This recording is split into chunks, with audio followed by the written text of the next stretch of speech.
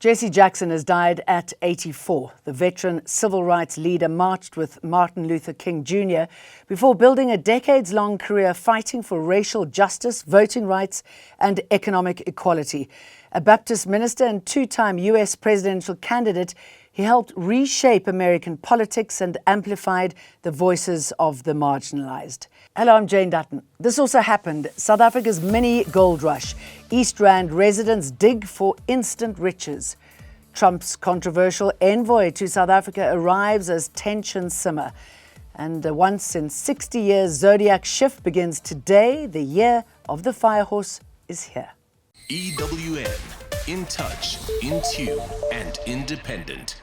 A Hanover Park mother whose teenage son was killed by gangsters says the planned deployment of the SANDF to gang-hit areas will help.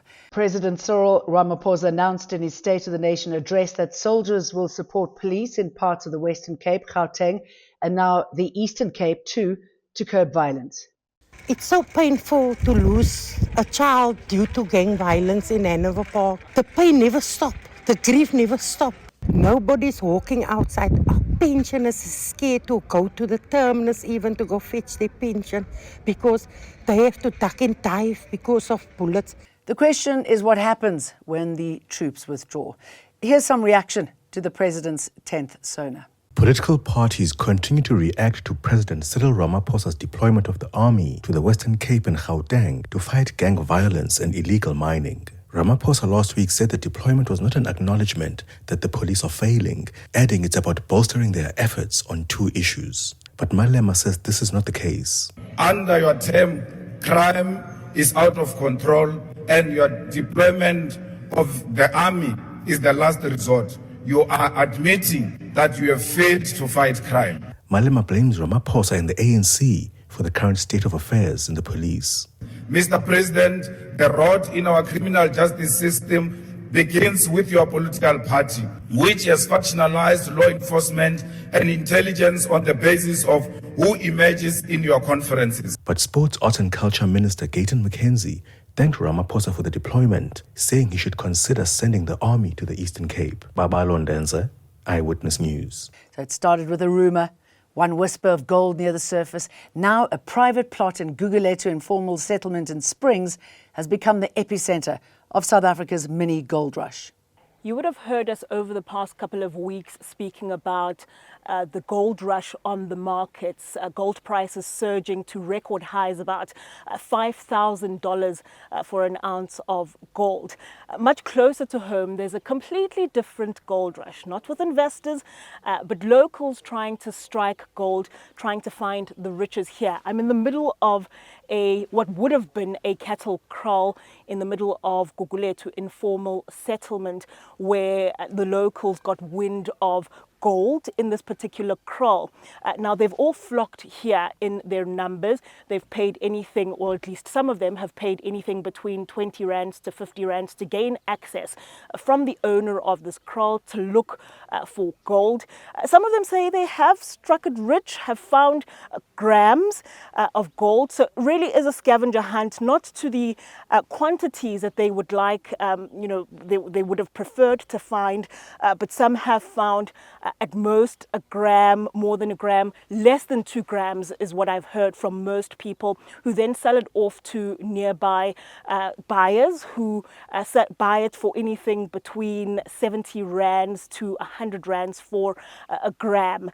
Some of them say they've been robbed, in fact, by some of the buyers. Some have made a little more than most have made. The issue, though, with this particular kraal is the owner now has a grievance with the locals who continue to come in their numbers, even though she's concerned about what then happens after they've left. The area itself is known for gold mining. We have seen law enforcement come in and out since we arrived here, and as soon as they arrive, of course, the illegal miners and some of the locals who are here have scattered. They then return after the law enforcement, EMPD particularly, have left. No conversations with the locals.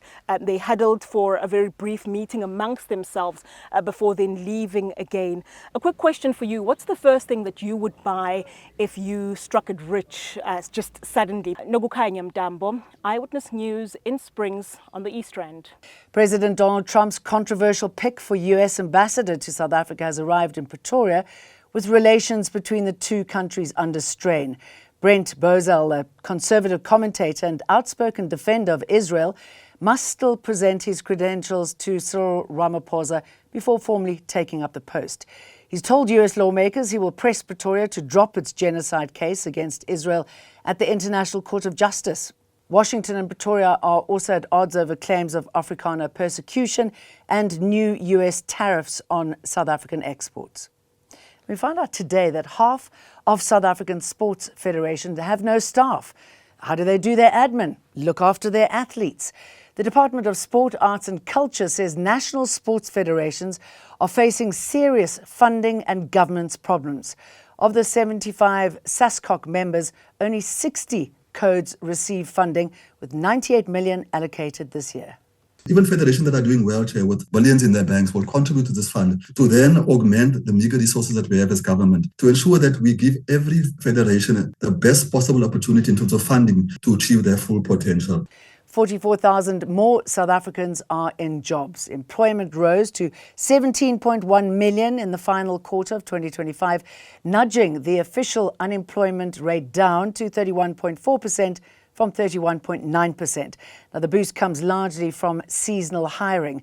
And despite this modest recovery, young people remain particularly vulnerable in the labour market. When I hear people out there saying that we do not have a challenge of unemployment, those young people that have been walking since Saturday and continue to be streaming towards Thohoyandou Stadium are just but an iceberg of young people that we have always reported about as Stats. And to water down such developments makes us not to appreciate the challenge of unemployment that our country is facing. In Spain, 5 people have died after a fire tore through a 5-story apartment near Barcelona.